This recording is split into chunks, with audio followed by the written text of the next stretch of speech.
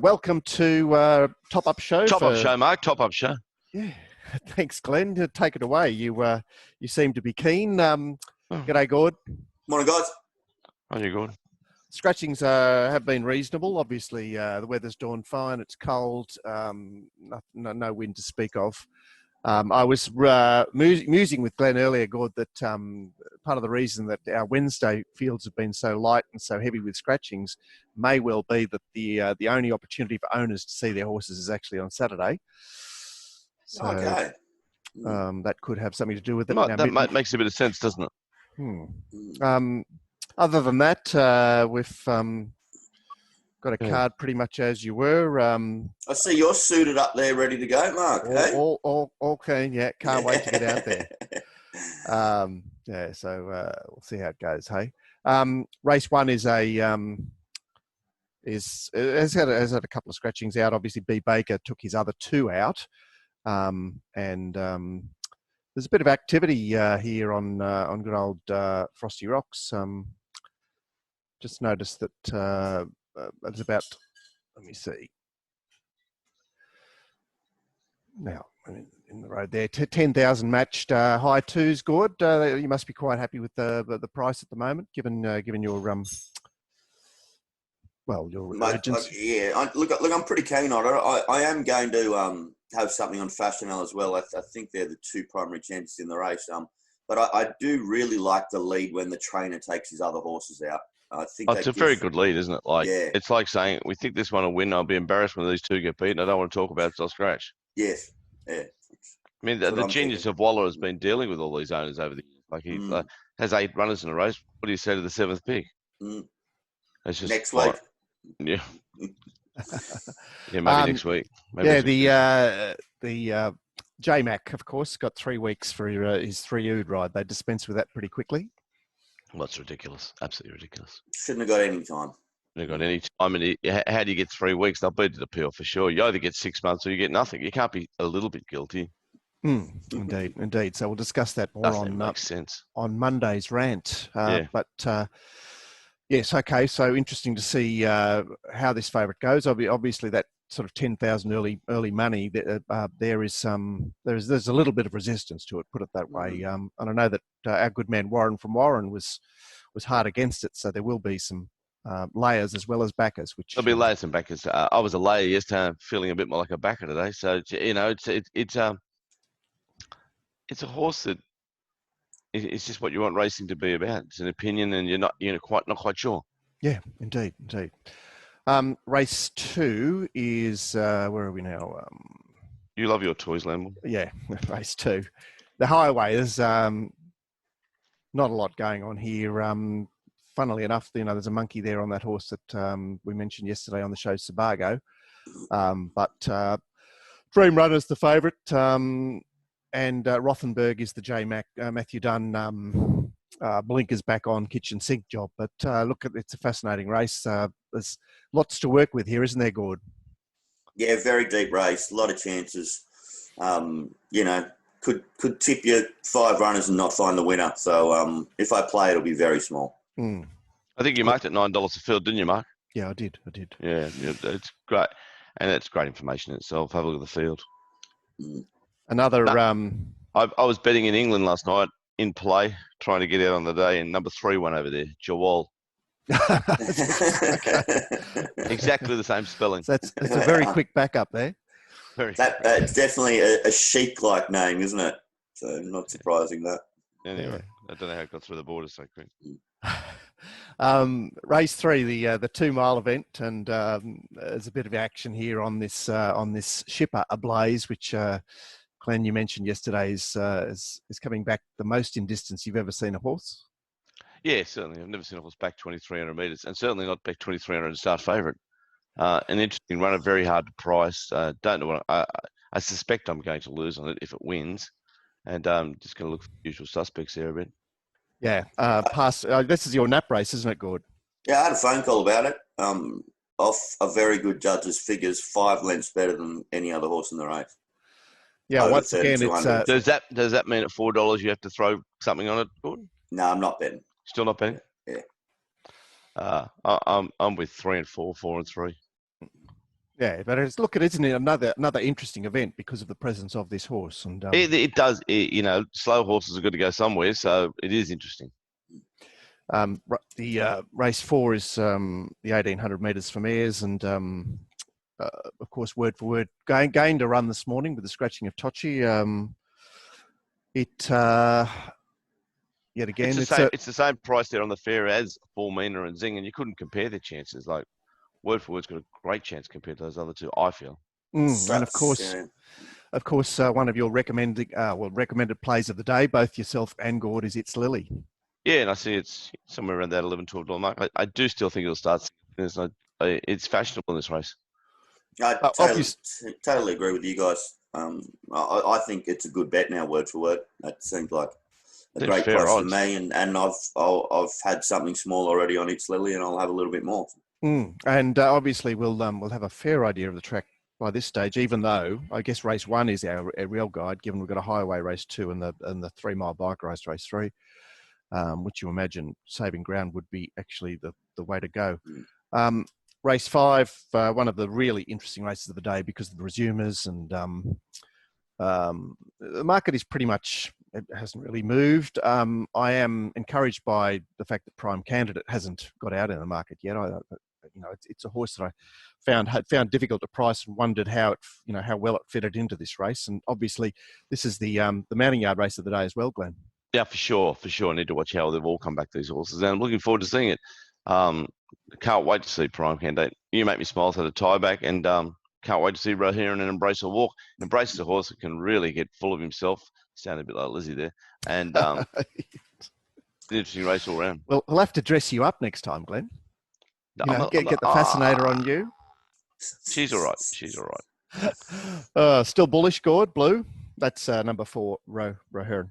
Look, I'm looking for 2 extra pieces of information before I have a proper bet, and that is the way the track's playing, because this thing will be coming from behind them, down the middle, I'd suggest. I want to see that being advantageous, and I want a good push from the yard.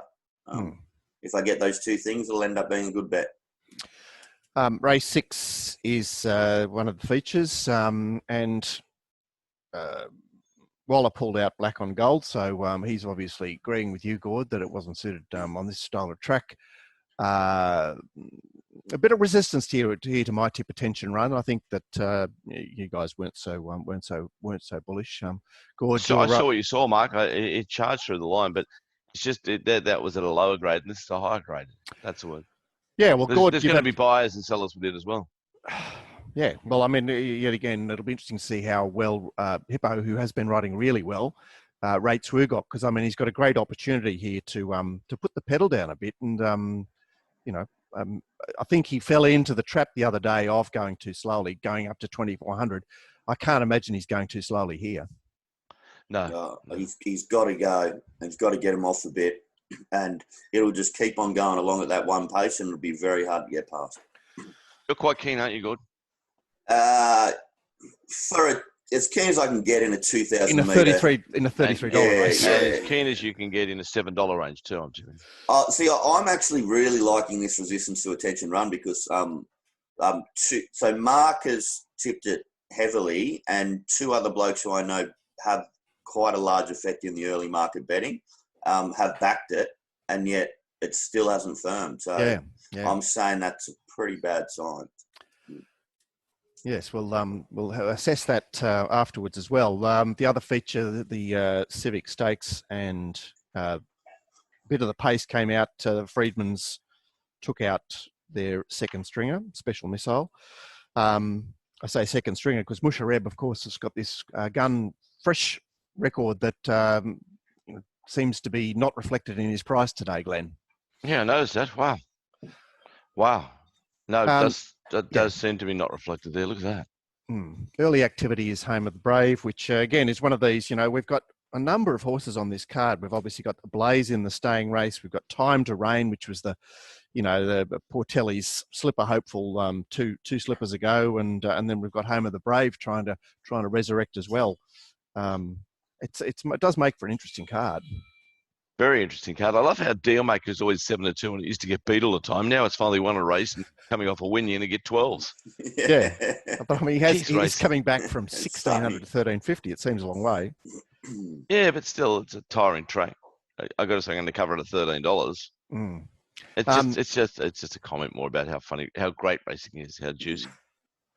And how hard is this race? This race is one of the harder races on the day, isn't it? Very hard race. I could see Home of the Brave winning, Crack Me Up, Sambro, Order again, definitely. Dealmaker, Crumble, yes. And I'm tipping Mushareb, so I haven't stopped yet. Outrageous could win. I wouldn't be surprised at the Romani Girl. Smart Edge probably no, and Tory Joy on his day. Like, what a great race. It is a great race. So, Gord, shits and giggles here for you, or just something more serious? I've decided I won't be properly playing in the race because of what Glenn said. Once I redid the race, I just thought, I can't really pen any horses, and, I hate that situation. Well, my main tip on the Friday show is the absolute rough for the race.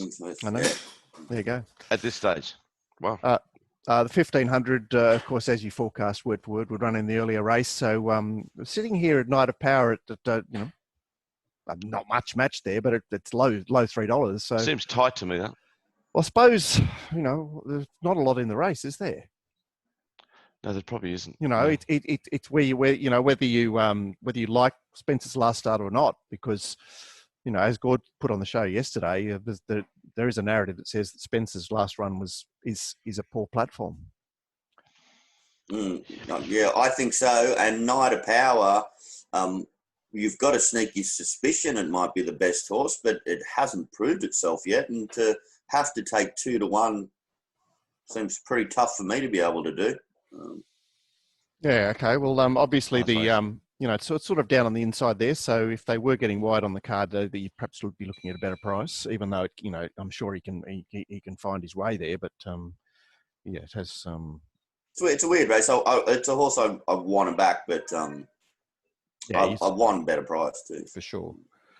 And the nightcap, we've lost one of the leaders. It's switched.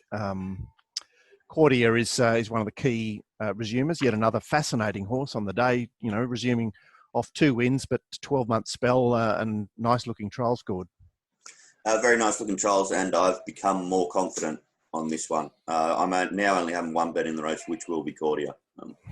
What was the other one going to be, Gord? Was there another one? I was going to back Prairie Fire as well. Okay. And then I just thought, what the hell am I thinking about? Danny Williams over me. I mean, I'm just not, just stick to my simple rules where they're not a bet in Saturday Metropolitan Racing. And I think that simple styles work brilliantly for you, Gordon. Cordy's got a great chance. I'm still interested a little bit in number 12. No one seems to like it. I seem to be the only one who does like it. I don't know. He'll have his fans for sure. A last start winner in this race is worth something. That's just a top-up on Rosehill. There, obviously, we have in-depth previews each week. Preview on Tuesday night, and a top-up on Wednesday, and a preview on Friday. For Saturday's meeting, we've got our flagship show, The Rant, which is on Mondays, and you get Goldies also get my comprehensive sets and Mounting Yard Mail on Wednesdays and Saturdays. So there's a lot there for $29, and there's even more for you if you start, because there's 2 weeks for nothing of all that content.